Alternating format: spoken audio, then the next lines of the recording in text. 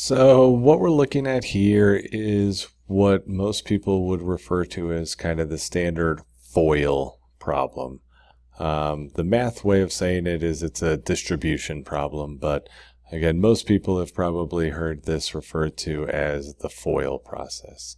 And so how this process works is we're really just taking each chunk from the first equation and multiplying it by both pieces in the second equation. So I start off and I take 3x times x is going to give me 3x squared.